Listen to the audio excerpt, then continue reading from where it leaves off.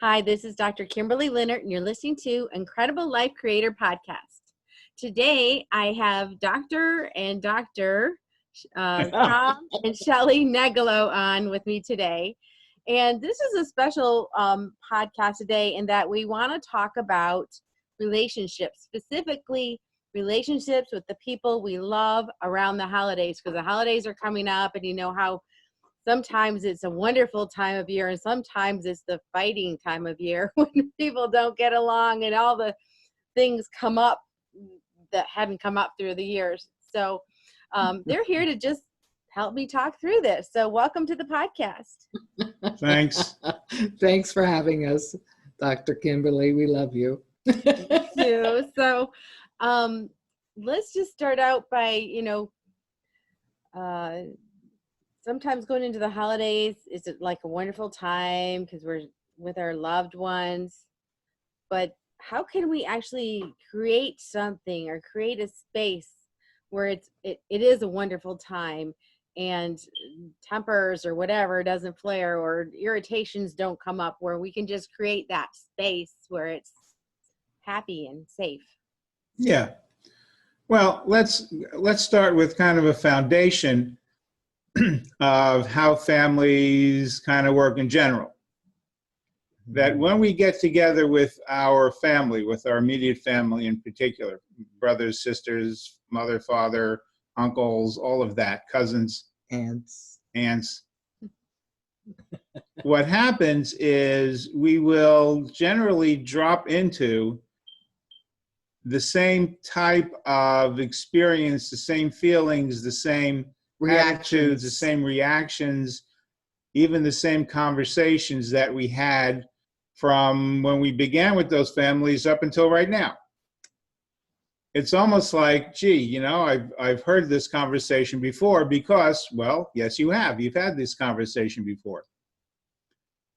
So realizing going in that the tendency for us is to fall back into those characters, into those, what's the word I'm looking for? Into how it is you are growing up with them.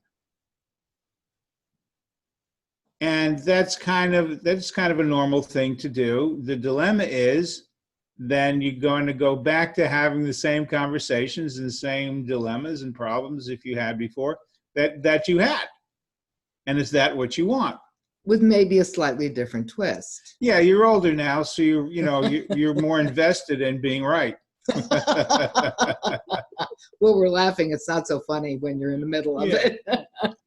So here's something that you can do about that particular thing. Very often, we treat our family members as family members rather than people. Now, when you meet somebody for the first time, let's say, you come to say hi, introduce yourself, and kind of find out what they're about, what they do, what they're interested in, what their life is about, the things that they're passionate about. But with our family members, generally, we assume things. We assume that we know those things. And very often we find, Shelley and I, working with people that they really don't. They don't go up to their family members and say, maybe I haven't seen you all year, or even if you see them regularly, how often have you asked them, so what are you up to? What's interesting for you, right now? What are you passionate about? What are you creating? Who are you? Essentially is what you're asking. You may not use those terms, but find out about them. Be interested in what they're up to. And that, I think, you'll find will kind of start to break the ice a little bit. I mean, they may look at you and go, what's wrong with you? That sounds odd. Yeah. You're odd. Yeah, they say, well, you're strange. It's okay. They're just not used to it. And as you go through the evening or how much time you may have with them, they'll find that you're honestly sincere. No, really, I want to find out what's going on with you, especially if you haven't seen them in a while. So a way to really be with somebody is find out really what Shelley and I talk about is who they are. I want to jump in here and just mention that when we tend to react to whatever perhaps the old issues are that seem to still be in, in that connection with that person or those people, one of the things we can do immediately is to simply take a breath, slow down, and focus on what you really want to have happen rather than getting stuck in that same old pattern of reacting. That same old pattern that all of us really can't stand and we don't know what to do about. Why wouldn't you create what you really want to have and take the actions that are appropriate to, be connected with that person or those people? Now, of course, sometimes people are not going to respond in a favorable way. And it's a good idea probably not to hang around them. You can leave Uncle Joe in the corner while you're interacting with other people. It's really all right. You don't have to experience the love with everybody, even though it's already there. Most people don't experience it that way when there's, what I call stuff in the space. You understand what I'm speaking about, I know. What Shelley's talking about is going in expecting for it to be a certain way. It's always been this way every Thanksgiving, every Christmas, every holiday. It's always been this way. It's going to be this way. I'll just try to, okay, this is the way it is. I can't change people. Well, how about maybe not? Maybe what you can start to create and open up is a new way of listening to them, even though they may be saying the same old stuff they've always said. And listen instead of, the things in the background that have perhaps never been cleared up. Listen for who they are. Who is this person really? And, and start to feel the connection and the love that you really have with each other, even though it may sound kind of curmudgeon-y. So one thing you can do instead of listening to their stuff, listen with the love you have for them. That's what I'm speaking about. It changes the dynamic so often. And listen with the love that they have for you too. Yeah. Very often when somebody says that, they love us at the end of the evening, oh, I love you, see you soon, whatever it is. What you can say is, yes, I know you love me. That's not an egotistical thing. That's an acknowledgement of their love for you and telling them that you know that they have that for you and you're accepting of it. It's what with one of our grandchild who's 4.5, almost 5. He'll come up to me every now and then. It doesn't happen a lot because he's 4. He said, I say, I love you, and you say, I love you, and I say, I know you do. So it's a real acknowledgement for people that their love is, you're getting their love for you. Yeah, that is really important. And we don't really, in general, people don't really say that back to each other. Yeah. They don't. And it is truly an acknowledgement of the relationship.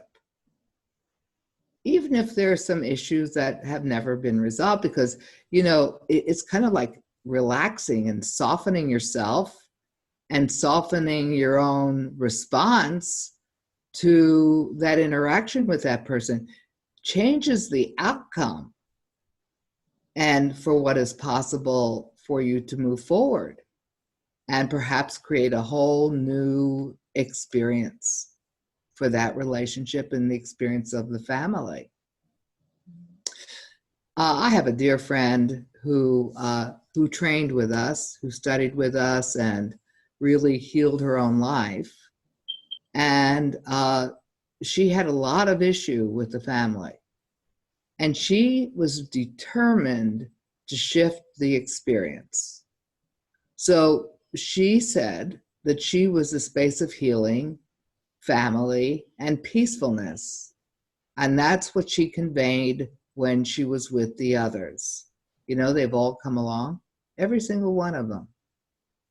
And it's been a joy to watch her literally transmute that old way of operating. And it wasn't really her issues, but she certainly had a reaction to people not, honoring each other or being responsible for their actions and, all the things that we do because we're human. Mm-hmm. She changed the whole thing. Wow. And so we're all capable, right? Yeah, I mean, just one person changing their perspective, changing the space. It's just amazing that she could change that, because I've seen families where they say, oh no, these two sisters are both coming and they fight all the time, and everybody's just expecting that when everyone gets together, these two ladies are going to start something. Doesn't matter what it is, but they're going to start something. So in that case, holding the space would be helpful. Is there anything else that would be helpful when you know there's certain people that are going to try and disrupt the you take a breath. Don't let whatever is coming at you, if it is, be about you, because it really isn't about you. It's whatever is going on with that person that's never been healed or cleared out. And in that way, you can literally move through whatever that response is and not have it affect you, and open up a whole new space, because we're speaking about space, but open up a whole new space in which to relate with that person. Because after a while, they can keep coming at you with whatever their issues are. And if you're not reacting, then the game is over, right? Yes. Yes. Like a ping pong game. There's no longer a reaction. And now there's a possibility of creating something brand new for the relationship. So you are in control when you allow that experience or that energy to just move right through you, just like it's nothing. Because in fact, it's nothing. We're the ones that have judged it and reacted in certain ways and have said we like it or we don't like it, right? Yeah. Oh, and you said kind of the magic word, that we judged it. We judged it. Things don't really have meaning until we put some meaning on it. That's right. It. That's right. Yeah. So if you're, let's say, just when the sisters are going at each other, if you just be a neutral place without reacting to them, then you're in peace. I mean, they may be going crazy, but you're peaceful. Mm-hmm. You can't do much about how somebody else is going to be or what they're going to do. You really can't. However, what may happen is they're going to see, maybe they're going at each other to suck everybody else in. So there's this whole big, yeah, you see what we did? We got everybody crazy and nuts, and see, isn't this fun? Aren't we doing great? And if nobody else is reacting, they're going to go, hey, this ain't working anymore. Perhaps we should try something else. Maybe. Or they just may go at each other. That's certainly possible. But the important thing is you're not involved in it. You're kind of sitting back, looking and going, well, that's interesting. In fact, there's a lot of humor in this. Yeah, there could be. Could be a lot of humor. Yeah, yeah.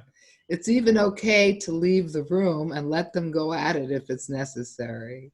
Mm-hmm. You don't have to be be involved in it just by listening to it. You don't even have to put yourself in that place. Why? No, there's no reason. It has nothing to do with you. Mm-hmm.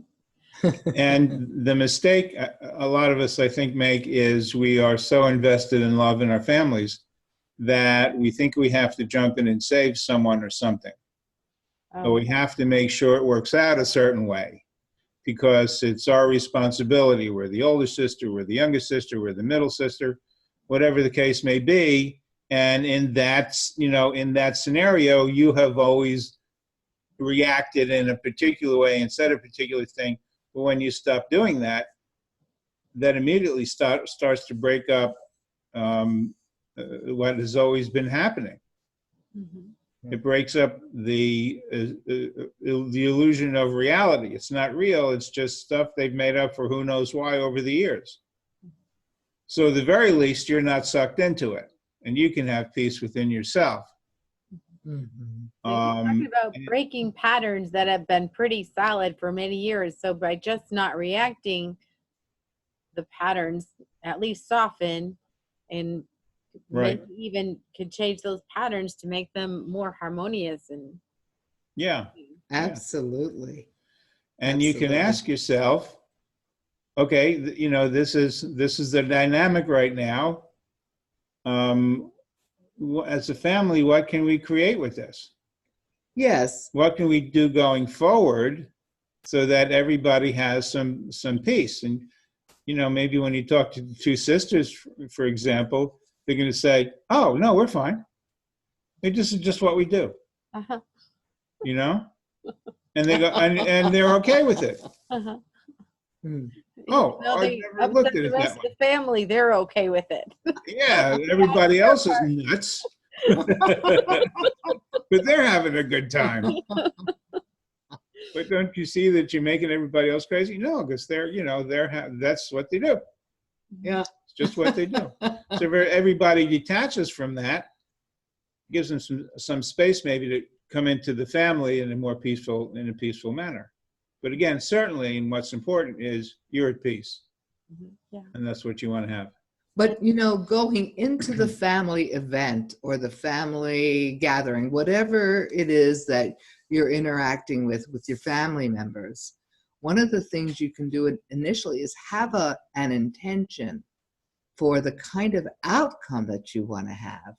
What are you really committed to? Are you committed to the same old, same old? Are you committed to a whole new way of interacting that does create, where you do create the peace and you do create the space for harmony to occur? Mm-hmm. And, we don't think we have that power, but each of us does. Mm-hmm. It's just a matter of tapping into that feeling and then focusing on, whatever it is that you want to have happen in the space. That doesn't mean you can make somebody speak a certain way. Of course, that's silly. Mm-hmm. But you can be that space, just like we were speaking about. It's almost like some sort of game where you literally disappear the issue mm-hmm. just by being who you are. Isn't that interesting? That's very interesting. I think of it in terms of Aikido. Kind of the way you move, it kind of like dissipates the energy. Yes. It's the same exact thing. Yeah. Wow. So speaking of peace with yourself and being peaceful, so what about your relationship with yourself during the holidays? I know, when you were talking about you want everything to, you feel responsible, you want everybody to have a good time, you want everybody to feel love. And there's all this preparation, so you're doing all these things to try and get everything ready. And sometimes in the midst of all that, we don't sleep, or we're stressed, or we forget about taking care of ourselves. So then, and probably the people around us are doing the same thing. So we have all these stressed people coming together. They want to have a good time, but it's been so stressful to get to that point by the time you get the presents and the food and the kids in their coats. And, I grew up in Michigan, so there's coats, there's boots, there's crying. There's a lot of snow. You have to have a whole room just for coats and boots. And then you get there and everybody's just like, oh. So, well, what can you do to just prepare yourself, slow down, or what can we do to, we can be peaceful going into it and not arrive stressed? Yeah. Well, drinking is a good way to, no, I'm kidding. I'm kidding. You know, as soon as they come in the door, stick a toddy in their hands and they're fine. Well, No, I actually want to answer this for a second. I know Tom has some ideas as well. But one of the things that we do forget to do, and I actually have been guilty of this myself, is we forget, first of all, to slow down. And no matter what preparations we're in the middle of, however long it takes, be sure to take some time where we sit down or go for a walk or do something specifically for ourselves. So you don't feel like something is missing. Because after all, isn't that kind of the feeling? I've rushed, done all this stuff. I'm tired. I'm, maybe exhausted. I feel very stressed. And I feel like I'm not present. And the way to become present is to be sure that you nurture yourself with something that you love to do, whatever it might be. Sit down and read for a little bit. Take some breaks here and there. So it's not a whole day or many hours of putting together whatever you are, going to be doing. That changes the whole dynamic. So you don't feel at the end of the day that you're missing in action. yeah, and you actually miss your own party. Yeah. No. Haven't you done that? I have. Yeah. I have a long time ago. Yeah. And the most difficult thing in this is letting go of how you think it's supposed to be. Oh my goodness. Or like Shelley likes to say, letting go of the control. Oh. What is it actually you're trying to do? You're trying to impress them with how clean the house is, how perfect the pie is, the turkey has to turn out a certain way. The truth is, for most of the stuff, people don't care. Because they're not there for the clean floor and they're not there for the fancy dishes, although that's nice, it looks pretty and, can add to. And we've had Thanksgivings in particular, where we've set out the fancy plates and the china and the silverware and all that, and people sit around and we had a good time. And there are times we put out paper plates, go serve yourself, it's on the counter, sit around the couch on the floor, and we had a great time. Yes. So the details aren't really that important. Of course, the turkey has to taste good, and the mashed potatoes need to be a certain way. Talking about my food. Yes. My food is the best. Dresses. It has to be. Really, when you focus on what's important is the connection in the family and bringing that family together and having that experience of family in a way that nurtures you through the year, whether you see them just once a year, once every couple of years, or every week. Mm-hmm. It's nurturing that experience of family. And as you go into the holidays, like Shelley said, how do you want that nurturing to be? What do you want it to look like? How do you want it, most importantly, how do you want it to feel? Mm. Now, when you're married to a man, don't ask a man how he wants the holidays to feel to him, because he will have absolutely no idea what you're talking about. He'll look at you like you're a space alien, and he'll say, "Oh, I don't know, honey, whatever you want to do. I don't know." And he'll mumble and grumble, and next thing you know, he's in the garage fixing the car. However, what you can do is say to him, what do you think about doing this? What do you think about having that? And that he'll be able to answer, because you're giving him something to think about. Now, just as a general note, and I tell women this all the time when I work with them, is when a man says, I think, what he is also saying is, I feel, because that thinking comes from an experience of feeling. He just doesn't know how to talk about it that way. So we say, well, I think the turkey with that and the other thing, because he's being logical and trying to understand things. And be as helpful as possible. And we actually know that when it comes to communicating with women, we're clueless. Truly, we are. Oh well. But in this particular case, when we include the men that way, they're much more comfortable around. If it's your family and not his, you go to both, and he's going to be more comfortable because he's been included in this family feeling thing. I don't know what that is, but okay.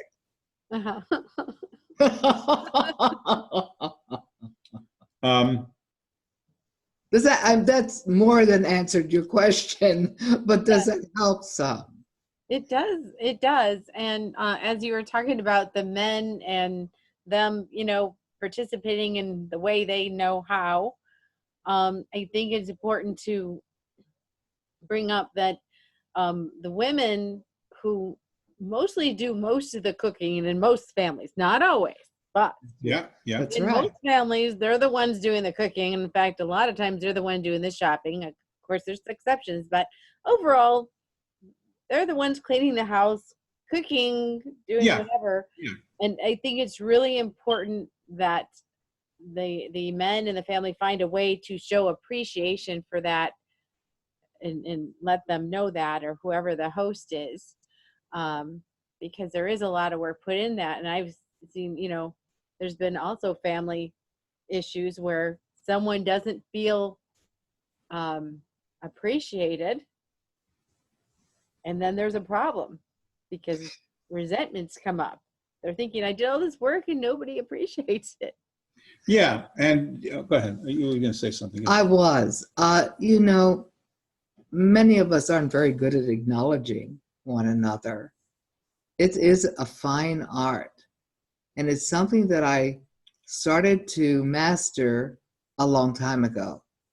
Because what I find is when you acknowledge someone fully, there's an opening to really connect much deeper. And, when you've worked really hard, let's say, in putting a meal together or creating a great event with the family, wouldn't it be nice if each family member really thanked you fully, gave you a hug, really appreciated you? Maybe someone would even bring you flowers or something. Mm-hmm. Something that is really just very precious out of who they are. But the acknowledgement is really very, very important. And we don't realize how much, because we're kind of bankrupt when it comes to acknowledging each other, especially if we have old hurts that we're holding on to. Mm-hmm. Why wouldn't you change it? Is it that important to be right about something? For me, it's not important at all. And it takes some courage to get beyond however you have viewed a particular relationship in the past. It takes some courage to step out and say, I want to create a whole different outcome with this year, or with this particular person or this situation. It takes a lot of courage, don't you think? Oh, it does. It does take a lot of courage. Yeah. But the acknowledgement is so important, however we do it. So in the holidays and just throughout the year when we're with our family, with our friends, what's a really effective way to acknowledge someone? A loving way to acknowledge someone? Is it just with words? Is it with other things? Yeah, well, certainly words is the most direct approach. And again, sometimes with men, they actually don't know what words to use. So the woman may need to do some subtle coaching. I was going to say, not so subtle. Or not so subtle. Smack him over the head with a chip. Yeah. No, don't do that. But you can say, if you're bringing a husband or a significant other, I guess they call it now, right? Or someone, and you can say to them before you go in, or a day or two before, Sally really worked hard on the, making the whatever, and she set the table, and I really want to make sure that we thank her for that, because sometimes, I forget to do that, and I want you, if you would remind me, I think it'd be nice if we did that. Not take anything for granted. Yes. So let's practice this for a second, Kimberly, okay? Okay. So, Kimberly, I want to thank you so much for all the work you put into, doing the cooking for our Thanksgiving meal, and for bringing everybody together. And how much, not only do I appreciate you, but how much I really love you. And the detail that you put into the quality of the food was so important. It meant a whole lot to me. So thank you from the bottom of my heart. And can't tell you how much you really mean to me and to our family.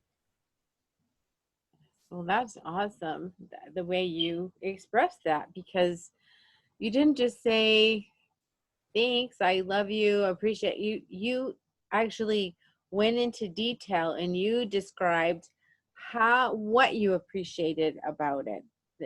That you actually specifically named certain things.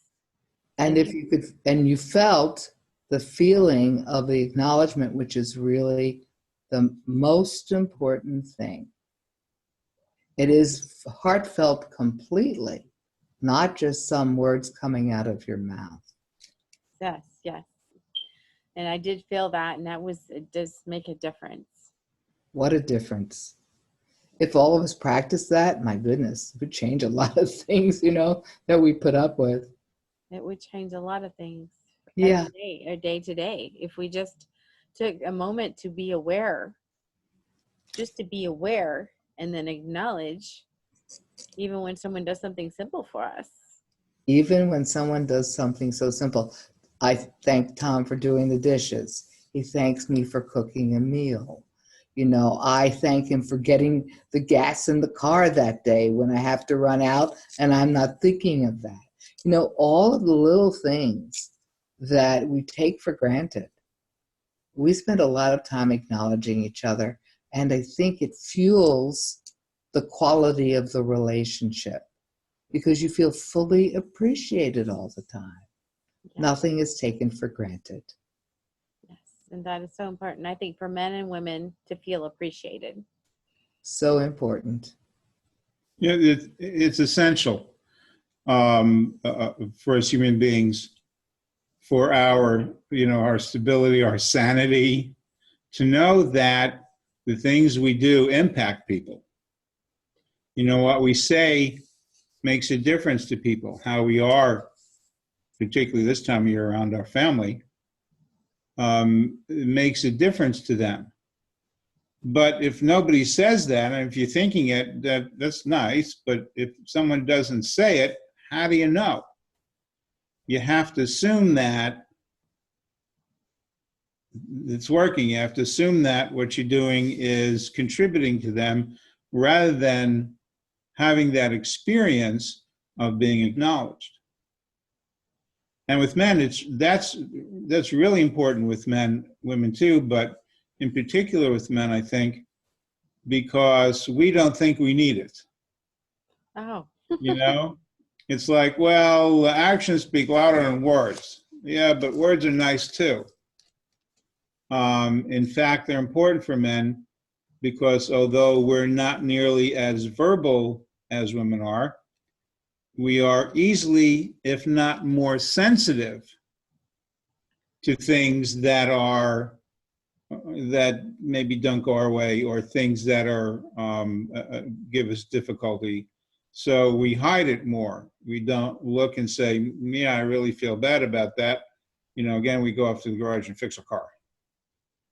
Got it. So when men are acknowledged in particular, it gives us a deep experience of contributing and taking care of somebody. So when Shelley acknowledges me, it really feeds my male wanting to take care of her and the kids and whatever it may be. Because we're fixers, we fix stuff. You're broken, we're going to fix it. Just ask. I'll tell you exactly what to do. Yeah. Every woman's heard that a number of times. But when we're told that we're appreciated, then we know we're getting our job done. That's real important for us. And the same thing with women also. But men hide it. Women, I think, are more outspoken about it. Yes. You know, I wonder if the two sisters who constantly go at each other, if they could stop and start to acknowledge each other instead, you wonder what would happen. Maybe, you know, the whole, all of society would come apart because they changed. I don't know, but probably they'd have a much more peaceful time together at any rate. Yeah, it definitely changed the dynamics. Right, yeah. Tear the world asunder if they didn't do what they did. Yes. So are there any last words of wisdom on how to have a wonderful relationship and a wonderful time during the holidays with your family? I have a few things to say. I think the most important thing is relax. Be yourself. Come from the intention to have fun, to enjoy your time with these people, no matter what has gone on in the past. Know how important is it, as we said earlier. Now, what is important is having the quality of time together and letting go of whatever the history has been. It doesn't really mean anything. You know, we harbor things that are just long past due of letting go. Yes. So enjoy yourself, have fun, play, you know, enjoy every moment of it because it's very precious, the time you have with these people. Yes, it is. Yes, it is. Yeah. And the thing that I would say is go into your relationships newly, like you've never had them before. Find out who that person really, really is. And like we've been saying, acknowledge them for it. And really the last thing that I learned years ago is be interested, not interesting. I love that. I love And happy holidays, everybody. Yeah, have a great time with your family. Yeah. That actually is possible. Yes, it is. So everybody have a happy holiday, fun holiday, harmonious holiday. And we'll talk to you again soon. Thank you, Dr. Kimberly. Thank you, honey. Yes. Thank you.